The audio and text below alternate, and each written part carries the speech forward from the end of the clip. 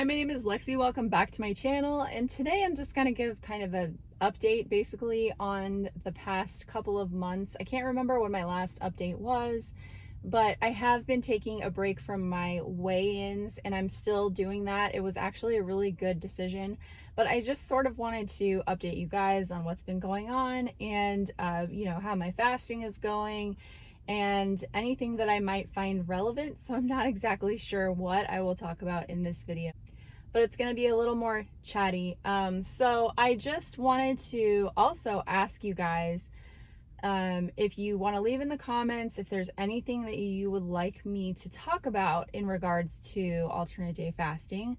Perhaps I can address it in another video, or I can tell you if I've already done a video on it, because I may have, possibly I've done lots of videos at this point. So yeah, if there's anything that you would like me to talk about, just leave a comment about that.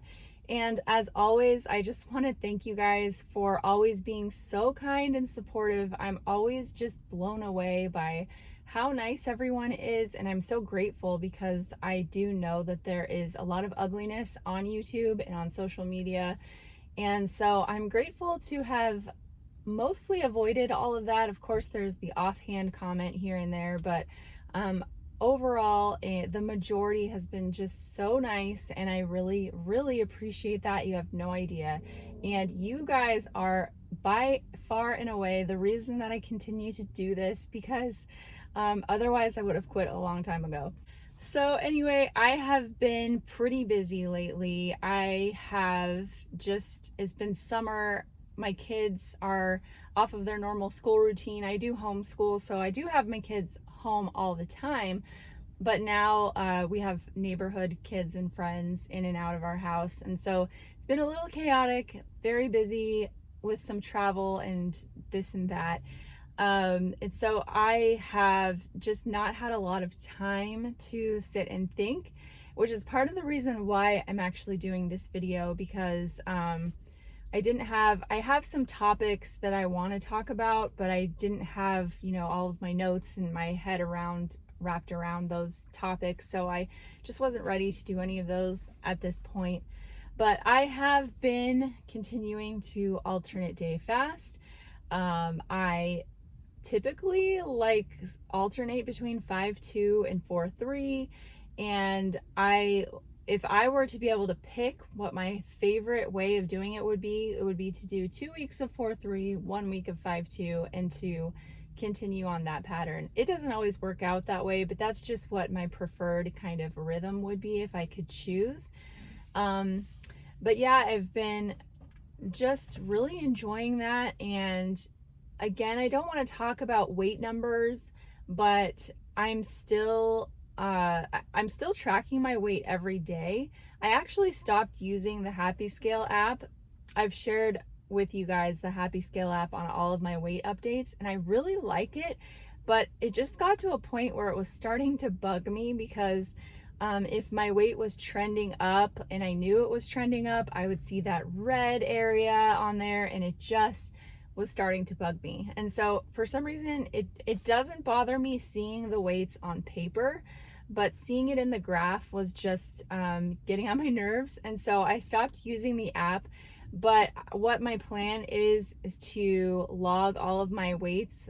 Probably whenever I decide to do another weight update, I will log all of my weights into Happy Scale so I can see the graph again, because I do like seeing it overall. It's just that my headspace was not there at the time. And taking a break from reporting my weights on YouTube was also really helpful, because I was just sort of in this mode where I felt like I wasn't really making a ton of progress. I was sort of going back and forth within a range, and it just seemed useless to keep reporting that. And so, yeah, but I am in a good place right now. Weight loss is going well. It's nothing like crazy or exciting, but eventually I will report it, probably at the end of the summer once everything settles down. I'm not sure exactly, but yes, I am tracking it. So I have all the data and I can see it, and I'm in a good place mentally where, I'm just at peace with the data. It's just in a good place for me.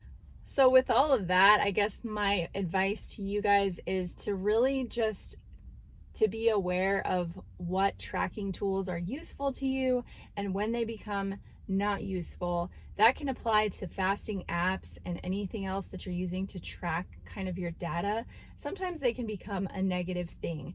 And for me, like, I use the fasting apps, I use the Life app, and I use the Window app. And I use those just as accountability because I like pushing the button to start and to stop. It just sort of sets those boundaries for me. And I like that it keeps track of like my overall trends and how long I've been fasting over the week and over the months and everything. It's really helpful and motivating to me to have that. But I don't watch the app. Like, I don't like look at the app to see, oh, when can I eat? When can I eat? You know, how long have I been fasting? Because I think that that can become really negative if you become obsessive with it and it becomes, you know, just really triggering and stuff. I think that that can be negative. So just make sure that any tool you're using, whether it's to scale or apps or anything like that, is just useful to you and doesn't become a stressor in your life, if that makes sense. And as far as like upcoming things, I have been reading Why We Get Sick by Benjamin Bickman. It's been taking me a really long time to get through it. I'm enjoying it, but it's a lot more science, and my head has not been in that space of like contemplation. There's just been so much stuff going on. Oh, and I moved. I don't know if I've talked about that a lot, but yes, we moved into another house. So amidst all of the summer craziness, we also moved. And so I have been really busy, and it's been hard for me to get through that book, but I do find it interesting. I think it would be very helpful for people to read. So I will talk about that book when I finish it. And yeah, so, and if you want to read it in the meantime, I'll link it below for you. But I'm just kind of plugging along, doing my normal fasting thing. One thing that I have noticed lately, well, it's not just lately, but I've noticed this along the way as I've been doing alternate day fasting, is that a lot of people start alternate day fasting and they quit. In fact, every single influencer that I have followed that has done alternate day fasting on YouTube has quit.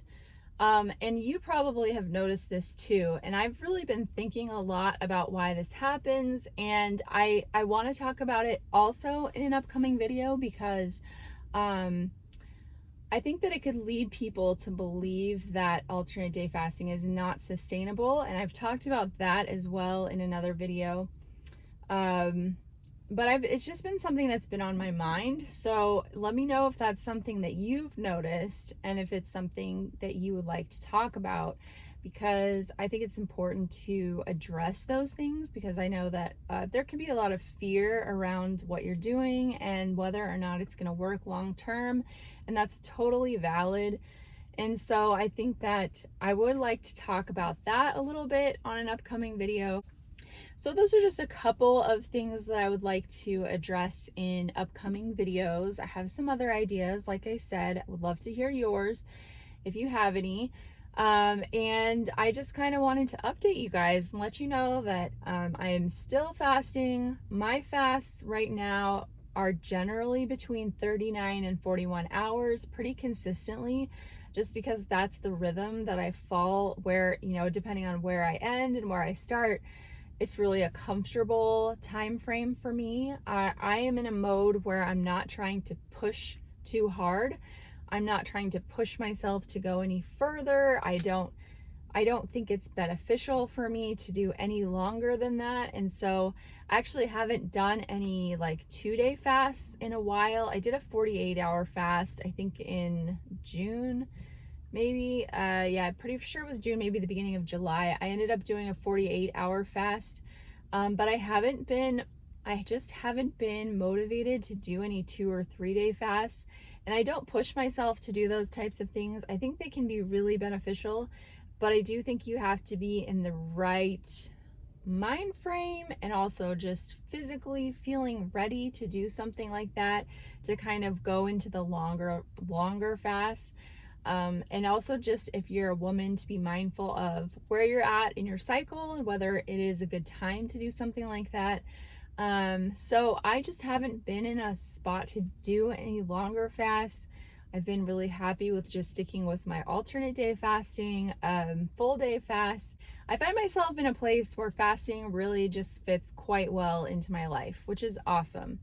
I will say that I did have a source of acute stress come up in my life a few weeks ago, and it did make fasting harder. It was really interesting because it made fasting harder, but I also did not have any appetite on my eating day. And again, this was like an acute, sudden onset source of stress, which then kind of downgraded into a more lower level chronic type stress that I'm still kind of dealing with. But I think the one thing that I did well in that time period was that even though I didn't have an appetite, I did force myself to eat the things that I knew would help me to get through it. Like I prioritized protein and healthy fats.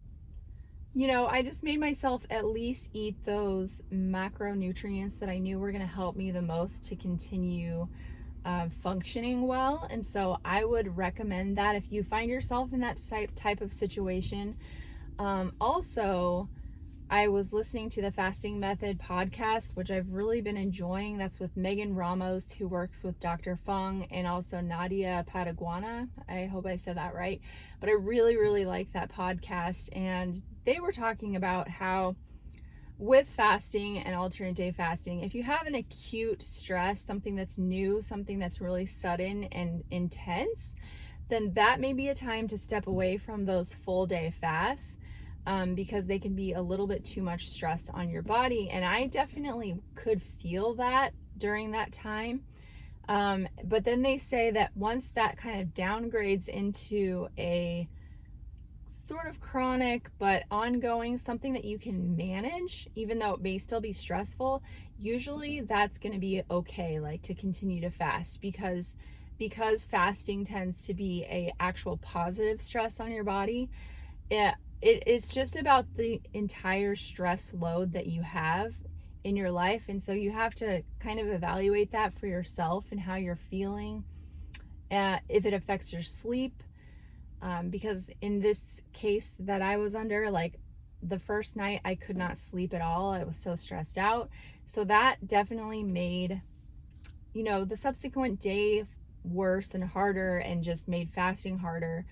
So just be aware of that. I know a lot of people talk about having a hard time fasting, and stress may definitely be an issue.